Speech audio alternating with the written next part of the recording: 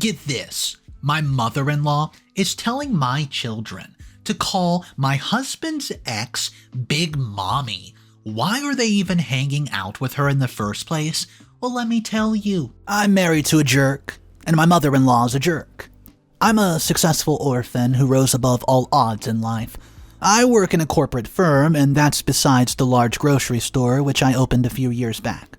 Even though I was single and content, I hoped that I would have a family of my own someday.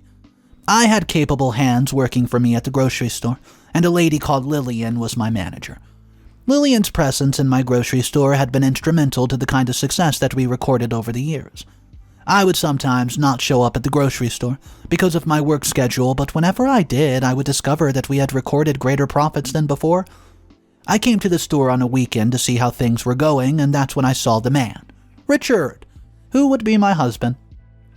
Richard was already dating someone at the time when we met.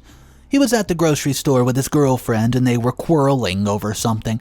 Well, actually, it was more like she was the one embarrassing him. If I remember clearly, Richard's fiancée had picked up some stuff which was way more than his credit card could afford, and that moment the card was declined. She blasted him for embarrassing her in public. I had to step in because the drama was already attracting attention. I asked the cashier to accept the payment which Richard's credit card could make, and then waive off the remaining bill. Richard was grateful for my generosity, but his girlfriend turned to him and told him how he ought to be ashamed of himself. Richard did not even reply harshly to her. He just sweetly asked that they left the place. The gesture was admirable because if I was a guy and my lady disrespected me like that in public, oh boy, the relationship was as good as over. I showed up at the grocery store the other weekend, and that's when Lillian told me that the young man, Richard, had been coming to the grocery store almost every day looking for me, but she did not know why. She was still talking to me when Richard walked into the store. He said that he's been coming just to say thank you for the intervention.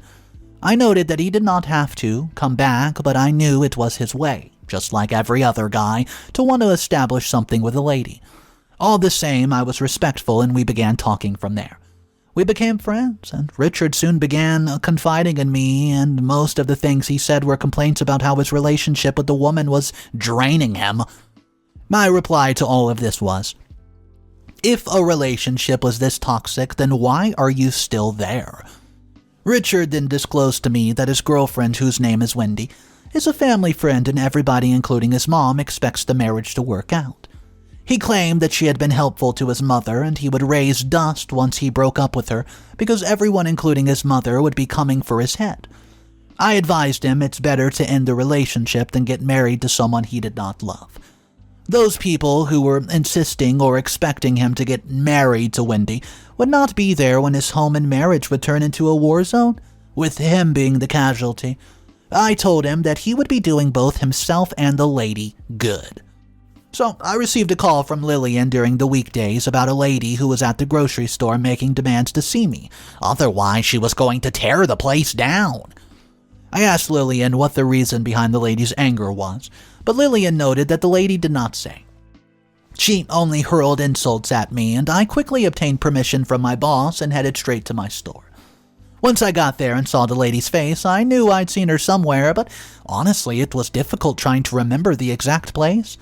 She started by asking me why I had decided to ruin her life, and I asked what she meant. It was when she then accused me of attempting to steal her man that I knew she was Richard's girlfriend. Well, Wendy said Richard had broken up with her and that I was the reason behind it. So, she created a commotion without even allowing me to say a word. I had no other option than to have the security throw her out of the premises. Yes, I advised Richard to only get married to someone he loved, and I had never for once harbored the thought of being called his woman. I immediately called Richard and asked if we could meet. He showed up at the store within 10 minutes, and I told him what transpired. Richard confirmed that he had ended things with Wendy just as I advised, and because he found love in someone else. I wondered, how could you find love in another when he just broke up with Wendy, and the next thing he said almost had me believe he was listening to my thoughts. He said he was in love with me. Well, I was thrown off balance and did not know what to say. I asked him to leave my house, but Richard was persistent. He kept on insisting that I was the woman for him, and I finally decided to give him a chance. I had a problem, though. What was his mother going to say? Richard noted that his mother would initially not welcome the development, but she would have no other option but to accept reality. Richard called me one day when I was at the grocery store and told me that his mom was coming down there and she was probably coming to make trouble. He asked me to just overlook whatever she said or did and promised that everything would be all right. I was somehow scared as I waited Richard's mother's arrival. I recognized her the moment she walked into the store because Richard had shown me her picture on his phone in the past. Richard's mother stood for some second while using her eyes to scan around the store. I guess she was impressed. She finally requested to see the owner. I greeted her and she responded with a warm smile. Well, I was surprised because my expectations was far, too much, like she was going to lash out at me. She began talking about how Richard had told her a lot about me and how she would not stand in the way of our relationship if we decided to take it up the notch. Well, I was grateful for the things that she said, and I showed my gratitude by compelling her to pick some stuff for herself, and I noted that it's free. Richard was even more surprised than I was when he told me about the mother's reaction. He could not believe it because she had argued with him before leaving the house and she had promised to make sure I stayed away from him. Richard wasted no time in proposing to me the moment it was clear what his mother's blessing was, and we never heard from Wendy. I believe the news went around was that she had traveled overseas to further her career. So we got married, and that was when the whole manipulation started. I was pregnant with our first child just a month after the wedding, and my husband came to me to ask if his mother could move in with us, to live with us. It was an odd request because I know that two women living under the same roof would want to contest for influence. I was, however, curious to know why he made the request, and he said it's because his mother's rent was up and Wendy, who had been footing the bill, was no longer around. If you're observant, you would discover that I have not made mention of my husband being a lawyer, an engineer, or a professional in any field, and this is because he isn't. I can't say what he does. He was just everywhere. I offered to cover the cost of the rent, but Richard said his mother wanted to get a new apartment and she was no longer comfortable where she was and would do so while temporarily she was going to stay with us. Well, I reluctantly agreed to this request, and his mother moved in with us. I found her to be helpful because I was going through my first pregnancy and she was like my guide, and she was equally helpful in the area of chores. I gave birth to twins later on, and my husband and I agreed 2 was enough for now. I did not need to employ a nanny since my mother-in-law was around and willing to do the job without being asked. My kids, however, turned 4, and the burden on my mother-in-law was reduced. She began spending most of her time alone at home, and Richard soon approached me because of that. He said it was not good that a lady without a companion should stay all by herself every day, as it was dangerous to her mental health. I asked what we could do about it, and he suggested I got her a job in my grocery store. Well, my mother-in-law is 54, so she could be a worker at the store, but Richard was not okay with the position I needed her to fill. He said that I was asking her to do something meant for young people, and he suggested I placed her in a management position. Well, you know what? This was tough for me. I already had Lillian there, and to say she's doing well is an understatement. Besides, I knew my mother-in-law simply did not have the needed qualification. I finally came up with a balance. I would have both of them operate as co-manager. My move was the best because each person would help the other do well, and I did not check up on how things were at the grocery store till the month's end when I went to inspect the books. I was enraged with what I saw. Not only had our profit dropped by 20%, but there were equally some irreconcilable figures in the account. So I asked Lillian, and she claimed that my mother-in-law, who by the way was not around, was to be held accountable for this. I blasted Lillian for not calling it to my attention. I went home and asked for an explanation for my mother-in-law, and she accused Lillian of being responsible for the decline in the profit at the grocery store. It was just her word against Lillian's, and I felt Lily was telling the truth, and I had my reasons. Lillian has been a loyal worker, and we have recorded success during the times that she handled the position. Besides, when the grocery store had started, the situation was that the only time we did not do well, and it just so happened to be when my mother-in-law was sharing the management position with someone else. The smart move to do was to remove the person who was the most likely problem, but I chose to be stupid to preserve the peace in the family, so I called Lillian and informed her that I was taking her off the management role. Lillian was not happy and she would be a worker again, but you know what? She did not complain. I felt bad, because here was someone who had worked for me for years with tangible proof, and it was not fair to demote her for something I was 90% sure she was innocent of. I told my mother-in-law that she would now be the sole manager of my business, and she was pleased. Even my husband claimed that I've made the right decision. Well, I initially kept a close watch on my mother-in-law, and she seemed to be doing pretty well, honestly, at the start of things, so I did get a bit relaxed. There was a lot to do at my workplace during that time, so my next visit to my store was in 2 months and I nearly died. Everything was in shambles and a few workers had resigned while 2 were fired by my mother-in-law. These were people who had been with me all the while, and I queried my mother-in-law for the decisions which she had made, and she just made excuses. Lillian was still a worker, and no matter how much I wanted chiding her for keeping quiet and not informing me that things were going amiss, I knew I could not do so because I wronged her.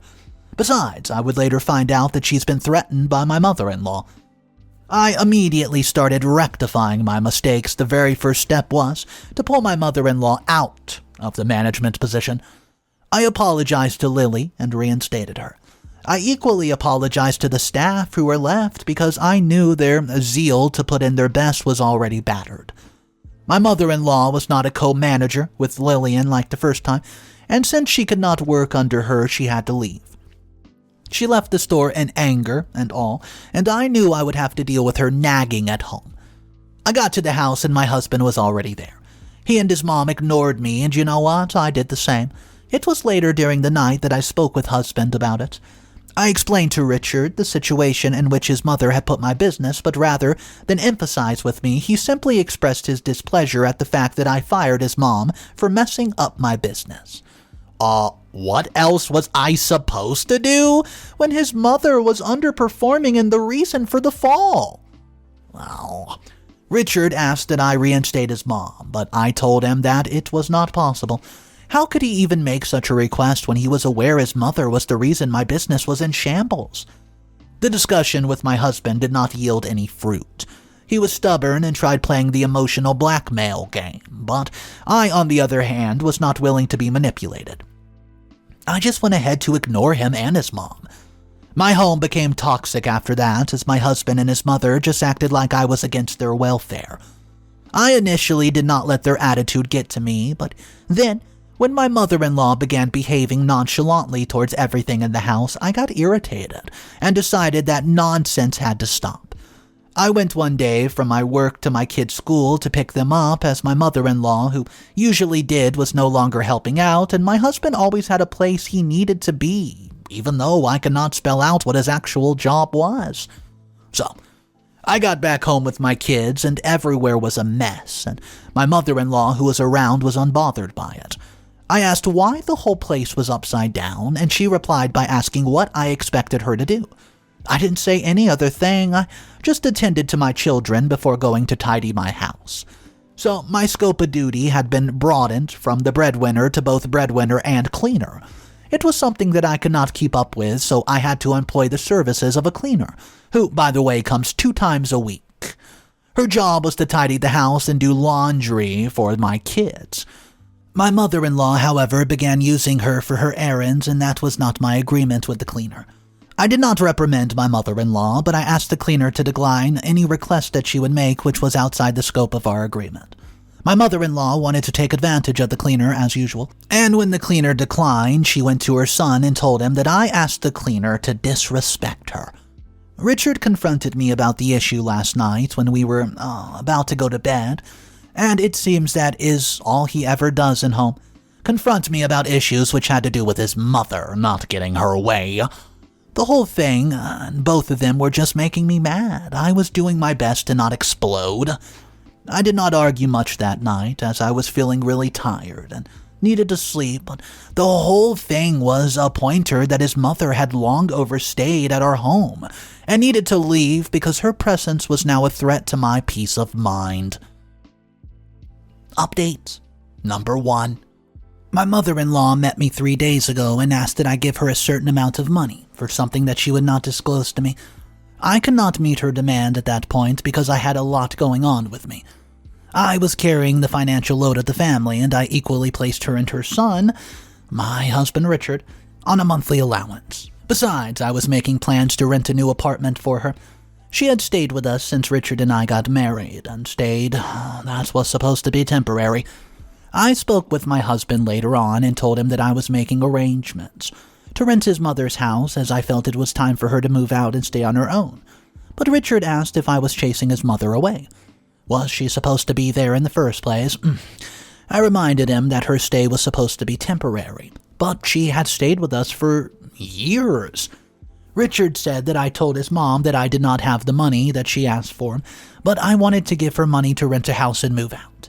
He appealed to me to be a little bit patient with his mom, as having her live by herself at her age was not advisable. Richard's excuse did not make any sense, but I did not push further before I decided to endure her for a while.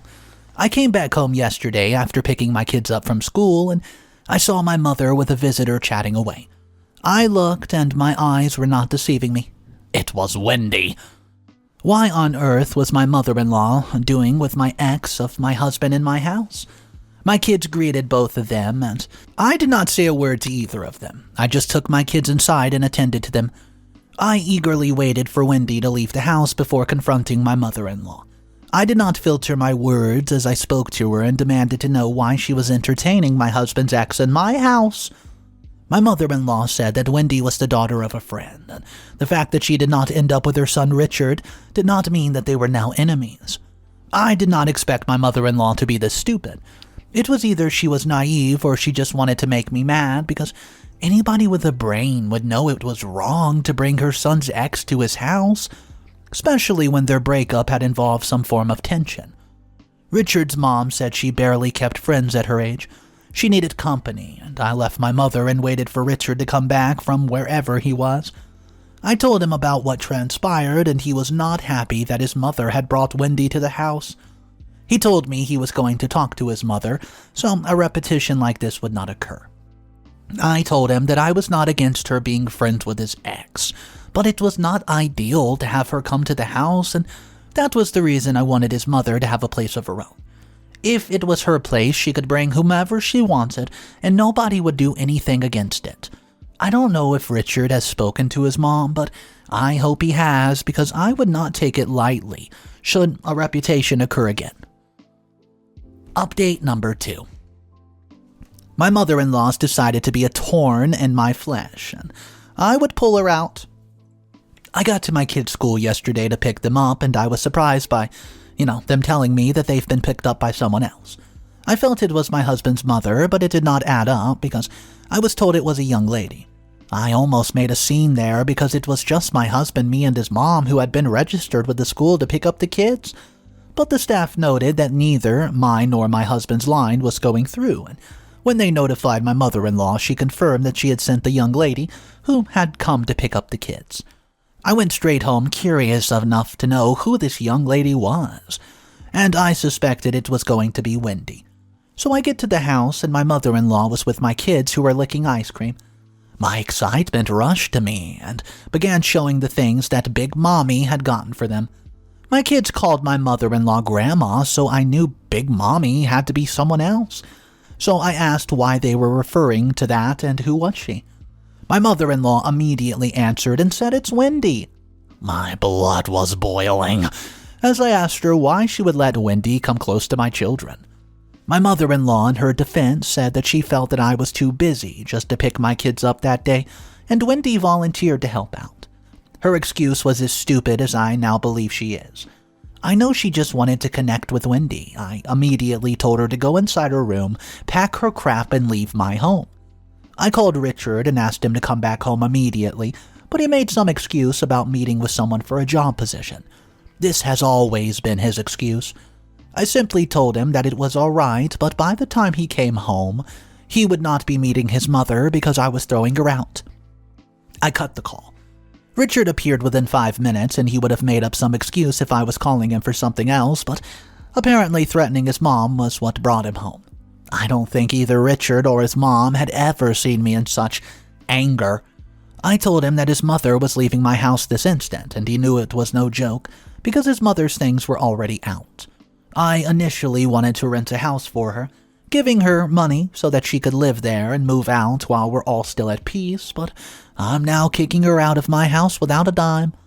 Richard tried his best to pacify me, and I had to calm down because when he pointed out that our kids were already scared as a result of the drama that was going on, I decided to let his mother stay because she would move out of my house within 3 weeks, and a dime of my hard-earned money would not be used to help her out. This is not the end of the matter. I plan on visiting Wendy too. Update number 3.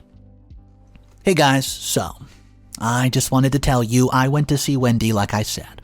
I knocked on the door and she took some time to open it, and I announced I was here.